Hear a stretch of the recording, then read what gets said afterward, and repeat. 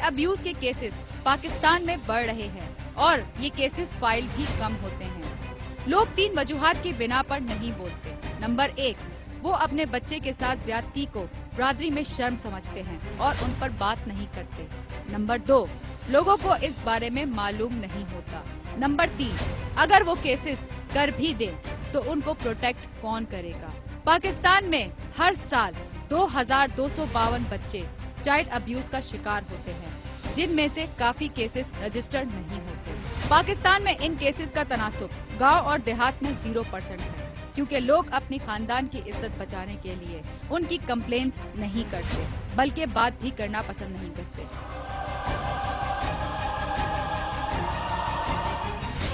अस्सलाम वालेकुम, मैं हूं ज़ारा गुल और आप देख रहे हैं प्रोग्राम अंडरकवर।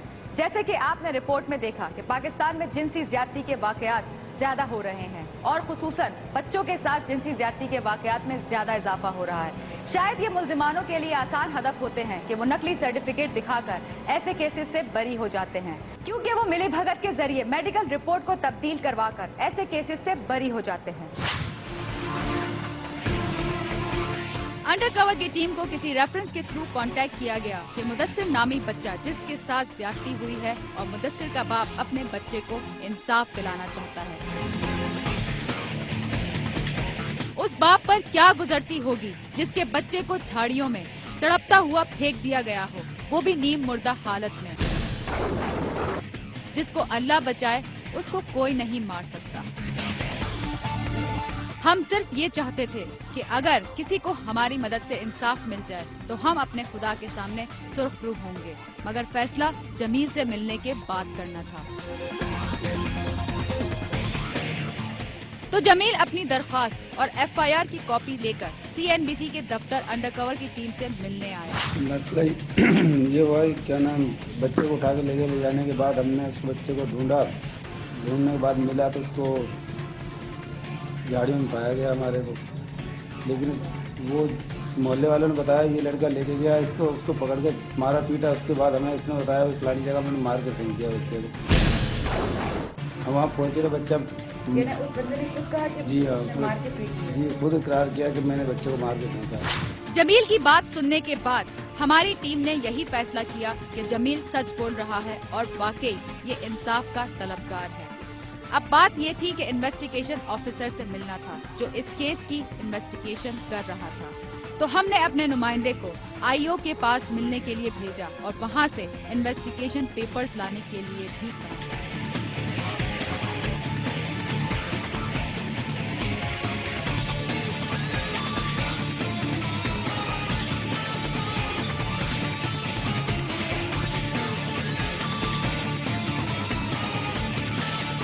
ये रिपोर्ट लेकर जब हमारा नुमाइंदा पहुंचा तो हमने लॉ के तालिबे इल्म ना होने की वजह से अपने सीएनबीसी के क्राइम रिपोर्टर से मदद ली ताकि वो हमें कानूनी दफात के बारे में बता सके। 2 सूरतें होती हैं। पहली तो ये है कि 337 जब बच्चा एक तो जिनसी ज्यादती का केस है 377 का। काफी देर के बाद हमें जो समझ आया वो ये था कि रिपोर्ट में जहाजेब का नाम लिखा गया है जो कि उसका असल नाम नहीं था। उस शख्स का असल नाम था नजरुद्दीन। ये था सबसे पहला फॉल्ट। औफियत में तो मुकदमा दर्ज नहीं होता, जो शनाख्ती कार्ड में एनआईसी में उसका नाम होगा उसी की मुद्दत में जो है मुकदमा दर्ज होगा। लेकिन अब ये सिचुएशन नहीं पता कि उनके पास शनाख्ती कार्ड था नहीं था। दूसरा फॉल्ट ये था कि रिपोर्ट में दफा 365 नहीं लगाई गई। ये हमारी राय थी, मगर लॉ के तालिबे इल्म ना होने की वजह से हम ये फैसला नहीं कर पा रहे थे कि पुलिस ने ऐसा क्यों किया, क्योंकि उसकी मेडिकल रिपोर्ट पॉजिटिव आई थी। कानून के तालिबे इल्म ना होने की वजह से हमने माहिर कानून से मदद ली और इंसानी हुकूक के लॉयर जिया अवान से इनको मदद दिलाने की बात की ताकि हम ये जान सके कि ये रिपोर्ट सही है या नहीं।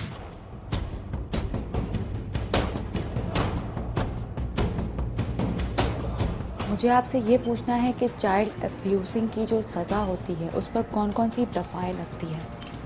देखिए, बेसिकली तो ये मुदस्सिर का जो बच्चे का केस है इससे थोड़ा बहुत हम भी वाकिफ़ हैं। सिर्फ इस हद तक वाकिफ़ हैं कि हमारी पाकिस्तान की पहली चिल्ड्रन एंड वीमेन की हेल्पलाइन है मददगार। लेकिन जो मुदस्सिर का केस है उसको अगर आप देखें तो वो एक बहुत हीनियस क्राइम है। उसके साथ सेक्सुअल एक्ट हुआ है। और सेक्सुअल एक्ट की जो सज़ाएं हैं जो हमारे उसमें दी हुई है पाकिस्तान पीनल कोड में, उसमें उसको जो है वो उम्र कैद की सज़ा हो सकती है। लेकिन जो हमारे पास इंफॉर्मेशन आई है वो ये है कि जो पुलिस है उन्होंने उसके ऊपर जो दफ़ा लगाई है वो सिर्फ अटैम्प्ट ऑफ उसकी लगाई है। देखिए मैं आपको बताऊं कि इसमें पुलिस ने जो एफआईआर लिखी है वो भी गलत है, उसके कंटेंट सही नहीं है। लोग असल में ये भी एक बहुत बड़ा मसला है कि थाने में जब लोग जाते हैं रिपोर्ट करने तो जो वो बता रहे होते हैं वो लोग लिखते नहीं। वो नॉर्मली कह रहे होते हैं ऐसे नहीं लिखो ऐसे लिखो, वो खुद अपने तौर पे जज बन जाते हैं।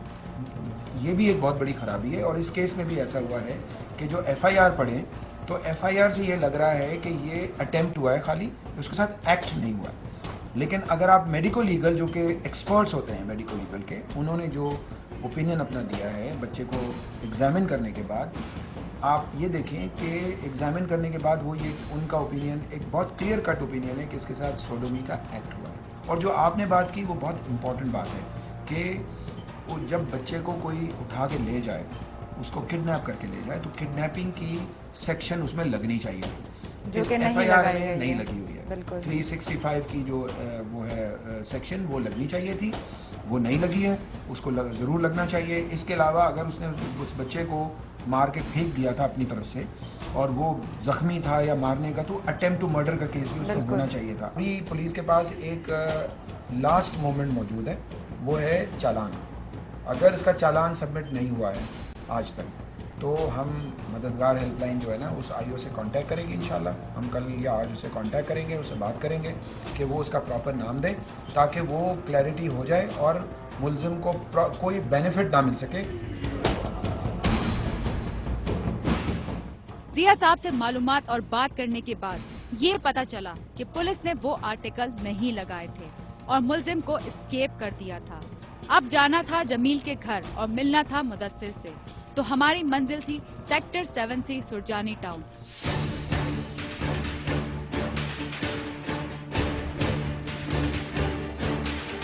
क्या हुआ बेटा?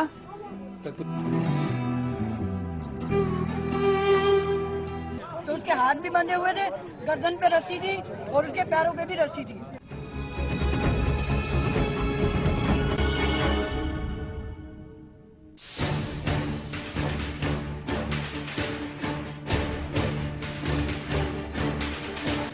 मुझे कुछ उसके बारे में बताया कि ये वाकया कब हुआ था, कैसे हुआ था? ये 27 रात को बात है सर, 17 रमजान था रोज लोग 27वां रमजान था, ठीक है। 9 बजे के टाइम पे ले गए थे इसको, बैठा किस था तरीके से लेकर गए थे? क्या यानी कि क्या कर रहा था आपका बच्चा? ऐसे कैसे? बाहर खेल लेते बैठ के सारे बच्चे गली के ना, ये बच्चे सब खेलते हैं बैठ के ऐसा आके, तो लाइट नहीं हुई थी तो बच्चे मुझसे कहने लगे भाभी है ना पागल आके बैठा हुआ है। तो मैं कहीं बाहर निकल के कह रहा हूँ मुझे सब जानते हैं, उनका हाँ तो जानते हैं। फिर मैं आगे इनसे कह के कि बच्चे आप भी तक नहीं करो, ये भी तक नहीं करेगा आपको। फिर ये बच्चा अजीम है, ये मुझसे कहने लगा भाभी वो ना बच्चे को ले गए आपको चीज़ लाने के लिए। तो मैंने कहा चीज़ ला के वापस ले आएगा, लेकिन 1-2 घंटे हो गए लेकिन लेके नहीं आया वो उसको। जमील और उसकी बीवी से मिलने के बाद पता चला कि उस शख्स का घर इनके घर से 4 घर दूर है और वो यहीं पर रहता है। और अगवा होने से पहले जमील की बीवी ने उस शख्स को गली में भी देखा था।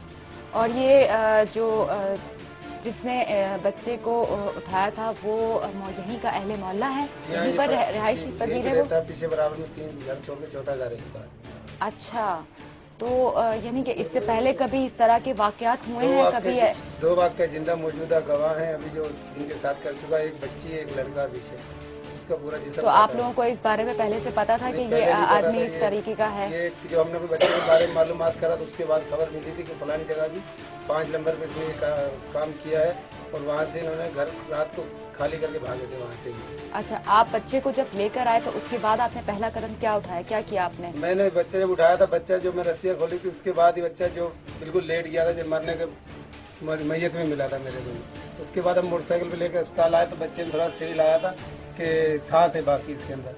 जब 24 घंटे में लेके गया उन्होंने जवाब दे दिया, फिर मैं इसको अब्बासी लेके गया।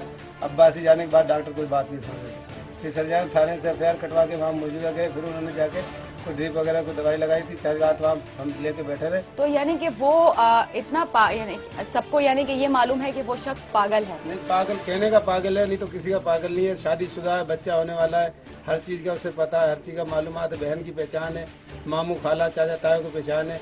तो बस गैरों के लिए पागल बना हुआ है और कोई मकसद नहीं है उसे। बेटा आपका नाम क्या है? बस सर हमें इंसाफ मिल जाए, हम गरीब आदमी हैं, आगे किसी और का बच्चा इस चीज़ का शिकार नहीं बने। जो हमारे बच्चे पहले 3 बच्चे बन चुके हैं और जो नाम मिलने की खबर है उनका तो पता ही नहीं है। 1 बच्चा है, 2 बच्चे या 4 बच्चे, ये जिंदा 3 गवाह बच्चे तो जिंदा मौजूद हैं, जो अपने आंखों से आप देख सकते हो जो उनके साथ किया हुआ है।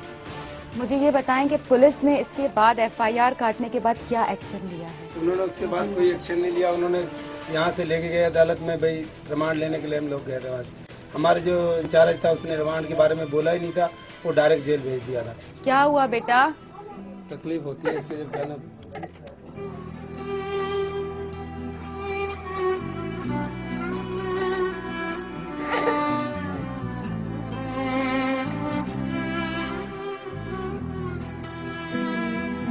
ठीक है जमील साहब, अब आप हमें वो जगह दिखा दें जहाँ पर ये हादसा हुआ था और उनका घर भी जो था आपने बताया था, वो घर भी आप मुझे दिखा दें, ठीक है ना? घर तकरीबन जबरदस्ती काम कराने में जोर दे रहे हैं, हम ये काम करवाएंगे, मकान इसमें रहना चाहते हैं दोबारा, लेकिन मोहल्ले वाले कोई चीज पर एग्री नहीं है कि ये बंदे दोबारा वापसी आने चाहिए। अच्छा, यानी वो दोबारा यहाँ आना चाहते हैं, उनका अपना घर है? जी अपना घर है। मजीद और धमकी देते हैं किसी को, भाई हम देखेंगे यहाँ पे कि हमें कौन रोक सकता है अपने घर में आने से। सही, चले आप हमें जाके मकान में ताला लगना चाहिए कि लिहाजा वो दोबारा यहाँ आने के लिए। अभी वो घर खाली है? अभी खाली है वो घर। चले ठीक है, आप हमें ले जाके वो जगह भी दिखा दें, उनका घर भी दिखा दें।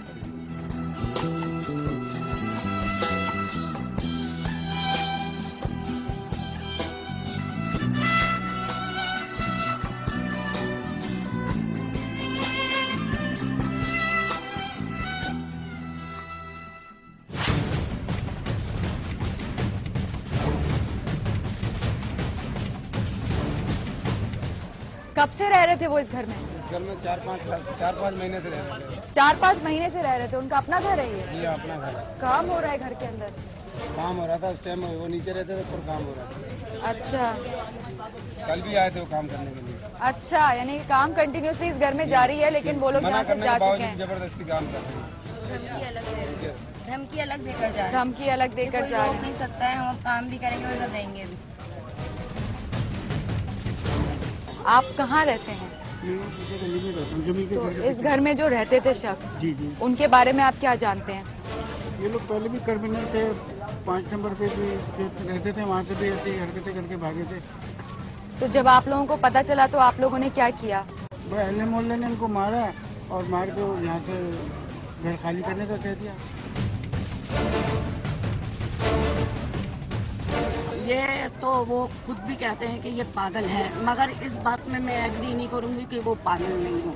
देखो इतना बड़ा रेप मेरे बच्चे के समझे कोई कर सकता है, यहाँ पूरी दुनिया के हैं, यहाँ हो सकता है, वैसे ये होना नहीं चाहिए। ये मैं क्या, भले मुझे वो गोली मार दे, मुझे इसकी फिक्र नहीं, मगर ये गलत। आप क्या किया फिर अहले मोहल्ला को जब पता चला कि वो शख्स जो कि पागल होने का नाटक कर रहा था और जिसने ये किया है, उसके बारे में फिर आप लोगों ने क्या किया उनके साथ? हम लोग तो यही चाहते हैं, मतलब उसको सजा मिले कड़ी से कड़ी, पहले इंसाफ मिले हमारे को। क्या कह रहे हैं आप? छोटे छोटे से बच्चे थे, यहाँ एक हमारे बर्फ वाला है, उसने देखा था, उस बच्चे को चीज दिलाते थे। बाद में जब पूछा गया उससे भाई बच्चा कहाँ है, तो कहने लगा मुझे नहीं पता। उसको मारा, मारने के बाद हमें वो पीछे भैंस कॉलोनी लेके जाने लगा। वहाँ से हमने देखा उसको घुमा कर लेके आया, मारा, यहाँ लाके मारा हम लोगों ने थोड़ा सा उसको। फिर उसने बताया बच्चा केबिन का गया, और जब बच्चा हमें मिला तो उसके हाथ भी बंधे हुए थे, गर्दन पे रस्सी थी और उसके पैरों पे भी रस्सी थी। छोटा सा बच्चा था। आप इस बच्चे को देखें, बिल्कुल मैं रस्सी बांध दी जाए तो किस तरह से दिखेगा। ये तो अल्लाह ने उस बच्चे को जिंदगी दी है कि वो बच गया है, लेकिन उसने तो पूरी कोशिश की थी कि उसे अपनी तरफ से मार दिया था। आपने अपनी तरफ से मार दिया था। जब हमने बच्चा उठाया तो वो इसी हालत में था कि वो मर चुका था, आखिरी सांसें चल रही थी। अस्पताल वालों ने भी जवाब दे दिया था, फिर आबासी में उसको कंट्रोल किया था। बहुत उसने घुमाया हमें, पहले यहाँ सरजानी से उसने बहुत घुमाया। उसके बाद कहीं जाके उसने बोला कि हाँ मैंने बच्चों को जान से मार के फेंक दिया। उसने ये कहा कि मैंने जान से मार के फेंक दिया है? नहीं तो वो बता रहे थे कि उनके बेटे ने धमकी दी है। हाँ, धमकी उसने दी है कि जिस दिन सामान निकलवा रहे थे तो यहाँ बैठा हुआ था, इस घर पे सामान बराबर वाले घर से उठवाया है, तो उसने यहाँ से पिस्टल लेके बैठा हुआ था कि कोई भी कुछ भी कर सकता है अगर उसको जबरदस्ती करी गई तो। लेकिन वो फिर पूरा मोहल्ला था, सबके सामने उनकी नहीं चल सकी तो वो सामान लेके चले गए। जैसे बाद में मैसेज आ रहे हैं कि जिन्होंने मेरे भाई को मारा है उनके साथ में बाद में देखूंगा, ये कर दूंगा, वो कर दूंगा, बड़े फिर बाद में तो फिर बातें होती है ना। लेके घूम रहा है, आता है रोजाना, दिन में 1-2 चक्कर भी लगाता है वो। सही। तो आप लोगों ने अहले मोहल्ला ने जाके पुलिस को कंप्लेंट वगैरह नहीं की कि इस तरीके से? उनका कोई एक्शन ही नहीं है, कोई रिएक्शन ही नहीं ले रहे। कोई पुलिस ने कोई एक्शन नहीं लिया। ऐसे इंसान को आप लोगों ने दुनिया में रखा हुआ है, ऐसे इंसान को दुनिया में रखने का कोई हक नहीं है। अस्सलाम वालेकुम आंटी, आप कुछ कहना चाहेंगे इस वाक़े के बारे में जो जमील साहब के बेटे के साथ हुआ है? तो मैं तो कहूँगी कि ऐसे इंसान को जिंदा रहने का हक ही नहीं। दरिंदों जैसा मैंने खुद देखा था, बच्चे के दोनों हाथ बंधे हुए रस्सियों से, मैंने अपनी आंखों से देखा, उसी दिन से बीमार पड़ी हुई।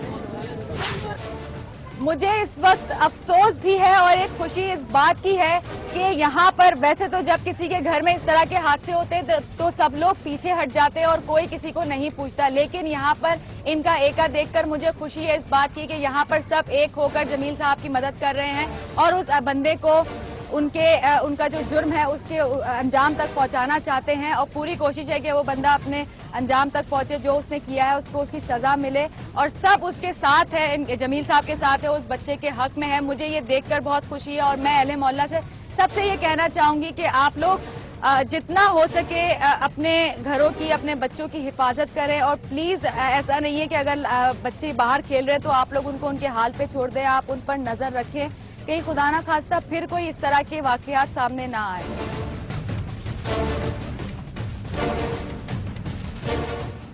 और वहीं पर हमको मिलाया गया उन लोगों से जिन्होंने दफा 161 का बयान रिकॉर्ड करवाया था थाने में। जब हम बच्चे के पास गए तो बच्चे के ऊपर झाड़ियाँ फेंकी हुई थी, उसने पत्तों में ढका हुआ था और उसके हाथ बंधे हुए थे पीछे और टांगे उसकी इससे गर्दन से बंधी हुई थी, तो बच्चा पूरा खून में लथपथ हो रहा था। हमने बच्चे को उठाया, बच्चे की आखिरी सांसें चल रही थी। देखो उसने कितनी जास्ती करी, बच्चा खून मिला और चीज उसकी जख्मी कर रखी उसने, ये सब की नोच रखी, जिसम पूरा नोच रखा उसने। मगर हैरानकुन बात ये थी कि इन लोगों ने इस बयान को नहीं माना और कहा कि हमने ये लफ्ज नहीं बोले थे, बल्कि ये कहा था कि बच्चे के साथ ज्यादती हुई है, मगर पुलिस ने लिखा है कि ज्यादती की कोशिश की गई है। इस बात से आप और हम ये तो समझ सकते हैं कि वाकई पुलिस इस शख्स को सेफ एग्जिट देना चाहती है। हमने ये सोच लिया था कि हम सीनियर इन्वेस्टिगेशन ऑफिसर से मिलकर जरूर पूछेंगे। वहाँ पर मौजूद लोगों से इस बात का इंकशाफ हुआ कि नजरुद्दीन के घर वाले पहले न्यू कराची 5 नंबर में रहते थे और वहाँ से भी घर छोड़कर इसी वजह से भागे थे। आप उनके साथ रहना चाहती हैं, उनसे खुला चाहती हैं या क्या चाहती हैं आप? जी मैं उनके साथ अब रहना नहीं चाहती, उनसे खुला चाहती हूँ।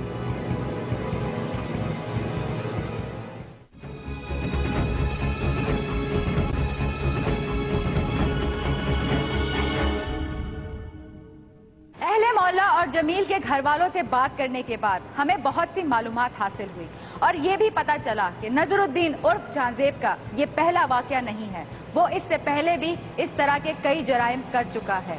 और अब मजीद मालूमात के लिए हमें जाना था उस शख्स के पुराने मोहल्ले।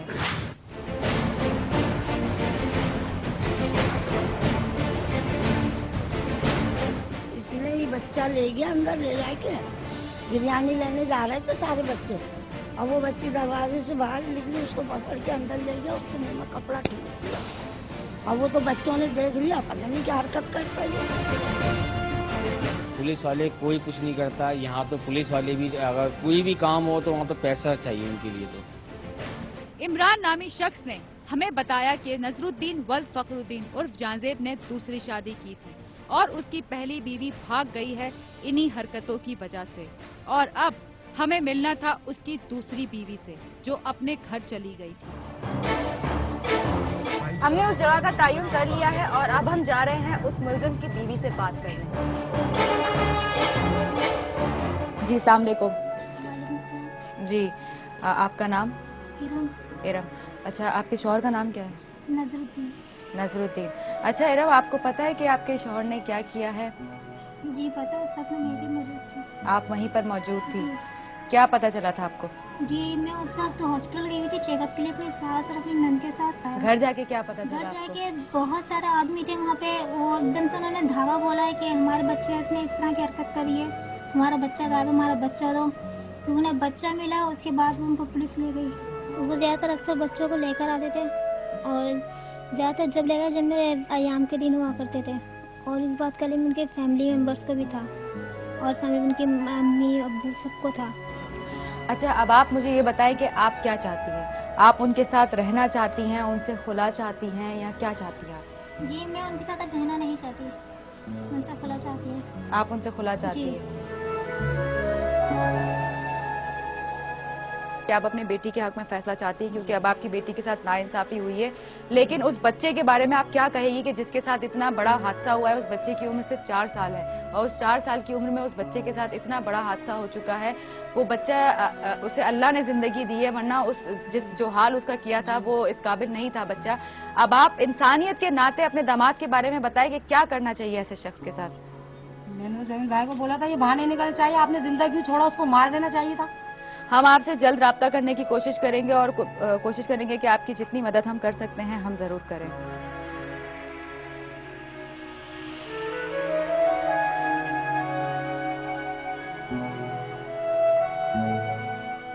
ये शख्स पागल है या नहीं, ये जानने के लिए हमने माहिर नफ्सियात से राब्ता किया। ये पागल का ये तो वो नहीं है ना कि आप जाके किसी का मर्डर भी करके आ जाएं, आप किसी के साथ कुछ भी करके आ जाएं, फिर आपको जाके आप पुलिस स्टेशन में ये वाजे कर दें, कोर्ट में जाके ये वाजे कर दें कि ये मेंटल डिसऑर्डर का शिकार है और इस वजह से उन्होंने ये हरकत की। तो ऐसे लोगों की भी तो, अगर ऐसा होता है कि उससे कोई मिस्टेक हो गई है या उससे कोई ऐसा हो गया जो लॉ के अगेंस्ट था, उसके बाद वो अगर ये प्रूव करता है तो समहाउ उसमें थोड़ी सी फ्रीडम है, वो भी बहुत कम एक्सटेंट तक है। लेकिन अगर आप प्री प्लान है, आप जो है वो साथ साथ इस तरह के काम करते जा रहे हैं, मर्डर करते जा रहे हैं, लोगों को फिजिकल अब्यूज़ कर रहे हैं और उसके बाद आप ये कह रहे हैं कि जी मेरे पास सर्टिफिकेट है, ऐसा कुछ नहीं है। और कोई भी इदारा इस तरह से सर्टिफिकेशन नहीं करता। जिनको सर्टिफाइड कर दिया जाता है कि ये क्योरेबल नहीं है, मैनेजेबल लोग हैं, वो सारे हॉस्पिटल्स के अंदर एडमिट हैं। उनको इस तरह से घूमने की या घर पे रहने की इजाजत कोई भी इदारा नहीं देता। इन सब लोगों से मिलने के बाद ये तो साबित हो गया कि नजरुद्दीन उर्फ जहांजेब पागल नहीं था और वो ये काम अपनी हवस की वजह से करता था और उसके घर वाले भी उसमें शामिल थे। अब जाना था उस जाए वक्फा पर जहां पर मासूम मुदस्सिर को नीम मुर्दा हालत में नजरुद्दीन ने फेंक दिया था।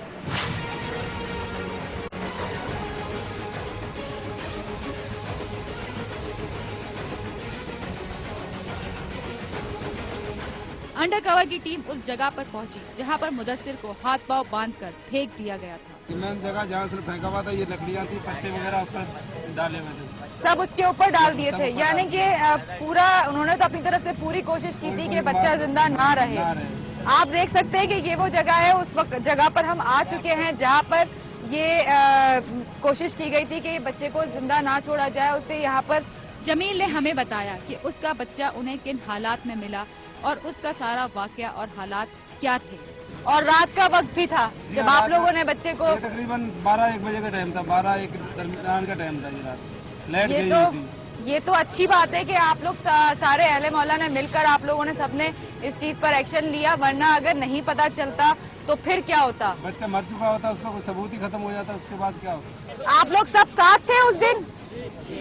आप लोग सब साथ थे? आए थे ना यहाँ पे, उसको थोड़ा सा मारा धमकाया तो उसने जब बताया। वहीं पर बात करते हुए जमील ने एक चीज की तरफ इशारा किया जो उसके बच्चे की हाफ पैंट थी जो उस दिन वहाँ पर नहीं मिली थी। तो क्या पुलिस ने जाए वक्फा का मुआयना नहीं किया? क्या ये पुलिस की कोताही नहीं है? यहाँ का मुआयना किया था पुलिस ने आकर? नहीं, पुलिस ने कोई मुआयना नहीं करा था, बाहर से देख के चली गई थी। अच्छा, कोई मुआयना नहीं किया, कोई कुछ भी नहीं? कुछ भी नहीं करा। हम तो यहाँ रात को देखने आए थे तो रात को ही हमें नहीं मिले।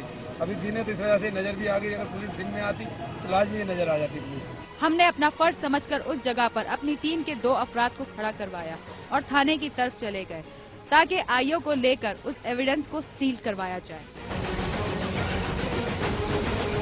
मगर हमारे फोन करने पर हमें इंतजार करवाया गया और कहा गया कि आप थोड़ी देर के बाद थाने आइएगा। हमने इस अहम एविडेंस के पास अपने लोगों को छोड़ा ताकि वो गायब ना हो जाए, मगर क्या 12 दिन के बाद जाए वक्फा से मिलने वाला एविडेंस सही होगा? ये जानने के लिए हमने सीनियर इन्वेस्टिगेशन ऑफिसर नवीद साहब से कांटेक्ट किया ताकि वो हमें इस केस के बारे में मजीद बता सकें।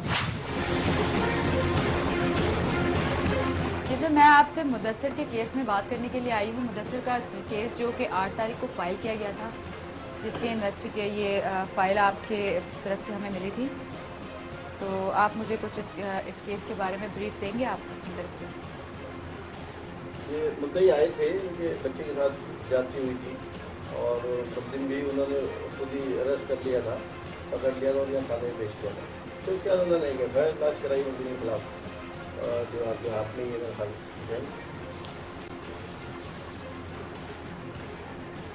मुलजिम का नाम जो इसमें लिखा गया है वो लिखा गया है जहांगीर जहांजेब, और उसका जो असल नाम है वो है नजरुद्दीन। ठीक है, इसकी क्या वजह है? असल में ये एफआईआर है, फर्स्ट इन्फॉर्मेशन रिपोर्ट, ठीक है ना।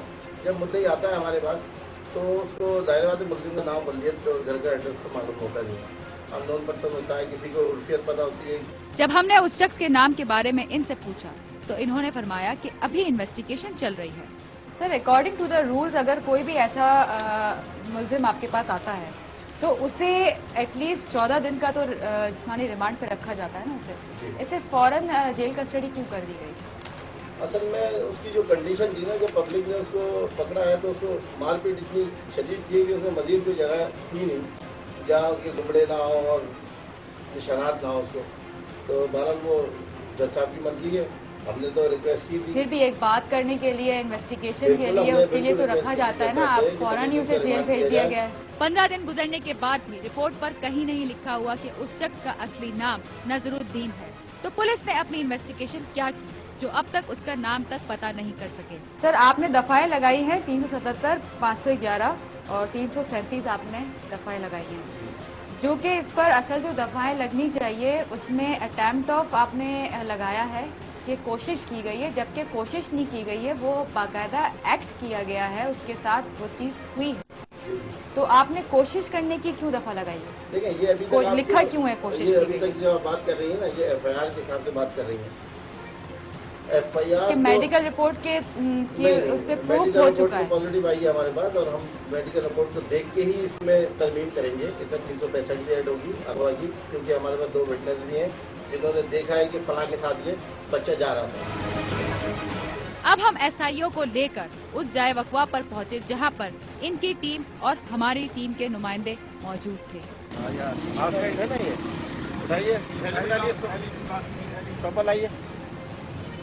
ये उसी बच्चे की है, मुदस्सिर की है? वकवा है जहाँ पे बच्चे को मुल्जिम छोड़ा था और यहीं से पब्लिक ने बच्चा ही बरामद किया था, लेकिन उसको ले गए होंगे जल्दी में। सारा मौके महीने में जो आए हैं तो ये आपके सामने बहुत अच्छा एविडेंस है हमारे पास। सही, मिल गई। इससे क्या क्या प्रूफ हो सकता है? इसमें अब हम केमिकल एग्जामिनेशन के लिए इसको भेजेंगे, अभी हम सील कर देते हैं इसको और उसमें भेजेंगे, इंशाल्लाह पॉजिटिव रिपोर्ट आ जाएगी हमारे पास, और ये बहुत अहम एविडेंस है हमारा। अच्छा, बाकी जो आगे अभी आपने जितने सवाल किए हैं या जो भी चीज़ें जो आपके सामने ही हैं, लेकिन अभी मैंने फाइनल चालान इसका पेश नहीं किया है अदालत में। जिस वक्त मैं फाइनल चालान पेश करूँगा उसमें कोई कोताही कोई कमी रह जाए तो फिर आप मुझसे गिला कीजिएगा कि सर आपने इसमें जो है वो मुल्जिम की फेवर की है या नहीं। मैं तो खुद पर्सनली चाह रहा हूँ कि उसको सजाए मौत होनी चाहिए।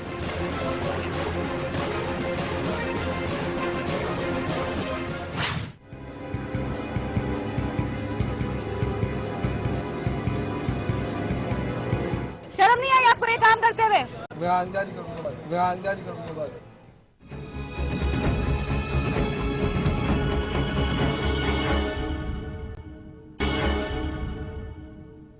अगले दिन हमने कोर्ट पहुंचना था क्योंकि हमारी इंफॉर्मेशन के मुताबिक नजरुद्दीन वल्द फखरुद्दीन उर्फ जहांजेब को कोर्ट में पेश होना था।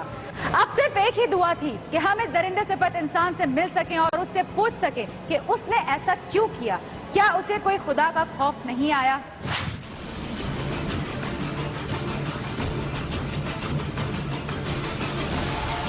कोर्ट में तवील इंतजार के बाद हमें यह मालूम हुआ कि वो शख्स कोर्ट नंबर 9 में मौजूद है। हम जल्दी से उस जगह पर पहुंचे और फिर उस दरिंदे सिफत शख्स को देखा। क्या नाम है आपका? नजरुद्दीन। नजरुद्दीन नाम है। अच्छा, कहाँ रहते हो? सरदारी अब्दुल्लाबाद। आपको किस केस में उठाया है? बच्चे के केस में उठाया है? हाँ, बच्चे। क्या किया था आपने? कुछ भी नहीं किया था, वो घर से उठाया है। इससे पहले कितने बच्चों के साथ कर चुके हो? कितने लोगों की जिंदगी बर्बाद कर चुके हो? मैंने उठाया नहीं, मेरे जराक का मसला जराक के केस में। इससे पहले कितनी दफा ये काम कर चुके हो?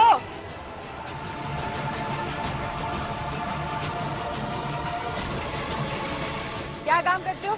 पढ़ाई का काम करता हूँ। कारोबार सही से संभाल लेते हो अपना? हाँ, कारोबार मैं बारिश साहब के साथ संभालता था। बारिश साहब ने मेरा वादा कर दिया कारोबार। और आपने जिसके साथ, जिस बच्चे के साथ आपने ये ज्यादती की है, वो कौन है? मेरे साथ 2 बंदे थे, एक बंदे को छोड़ दिया पुलिस वालों ने। इस शख्स की जरा बातें तो सुने। क्या ये आपको पागल लगता है? क्या ये सही जवाब नहीं दे रहा? सिर्फ इस शख्स को पागल बताकर इसके घर वाले इसे बचा रहे हैं। इसने आखिरकार चलते चलते हमको ये बोल भी दिया कि उससे गलती हुई है। शर्म नहीं आई आपको ये काम करते हुए? मैं आंदा नहीं करूँगा।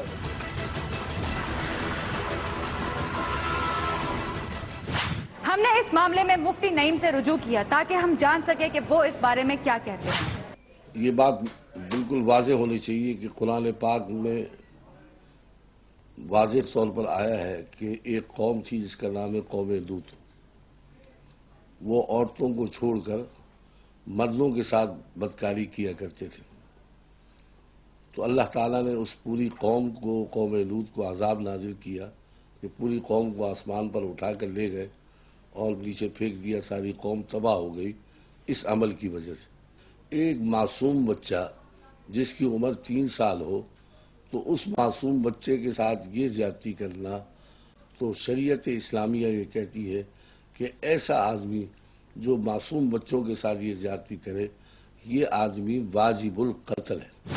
अब वक्त आ गया था उस वादे को पूरा करने का जो हमने मुल्जिम की बीवी और मासूम मुदस्सिर के बाप से किया था कि हम उनको इंसाफ दिलाएंगे और कानूनी मदद फराहम करेंगे। अब वक्त आ गया था उस वादे को निभाने का।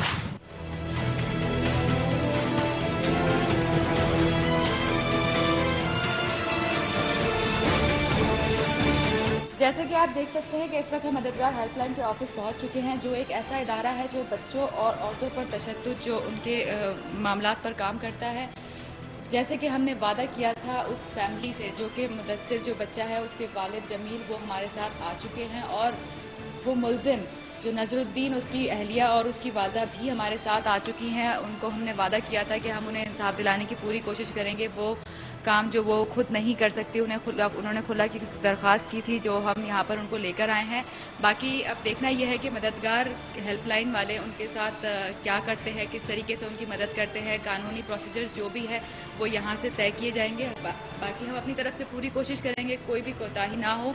हम अपने से पूरी निगरानी रखेंगे कि किसी भी तरीके से इनको इंसाफ मिलने में कोताही ना हो सके।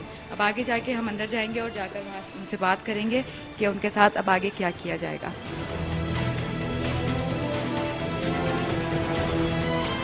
मददगार के दफ्तर में हमारी मुलाकात हुई बुशरा से और हमने उनको बताया कि ये जमील है और वो नजरुद्दीन उर्फ जाजेब की बीवी है जो कि खुला लेना चाहती है। इन दोनों की रजिस्ट्रेशन करवाने के बाद असल काम मददगार का है कि वो इनके कानूनी मामलात देखें और मुल्जिम को सजा दिलवाएं जो इसका असल हकदार है। जैसे कि आपने देखा कि हमने पूरी कोशिश की कि हम आखिर हद तक जा सके और जितनी पूरी कोशिश हम कर सकते थे हमने की है। हम आगे भी हमने इस शो का इख्तिताम पहले ही मददगार के ऑफिस में कर दिया था, मगर हमें यह दोबारा करना पड़ रहा है क्योंकि नजरुद्दीन का भाई औरंगजेब कुछ मुसल्ला अफराद के साथ जमील के घर जा पहुंचा और उसे धमकाया कि अगर वो इस केस से पीछे ना हटा तो वो उसे गोली मार देगा। क्या इस मुल्क में कानून नाम की कोई चीज है? क्या यहाँ पर इंसाफ मांगना इतना मुश्किल है? क्या पुलिस औरंगजेब के खिलाफ कोई कार्रवाई करेगी जिसकी दरख्वास्त पहले से ही थाने में मौजूद है? इंसाफ मांगने वाले बाप को उसकी क्या कीमत चुकानी पड़ेगी? हमारी आला अदलिया से गुजारिश है कि वो उस बाप को इंसाफ के हुसूल में हायल रुकावटों को दूर किया जाए और औरंगजेब के खिलाफ सख्त कार्रवाई की जाए और उसे गिरफ्तार किया जाए।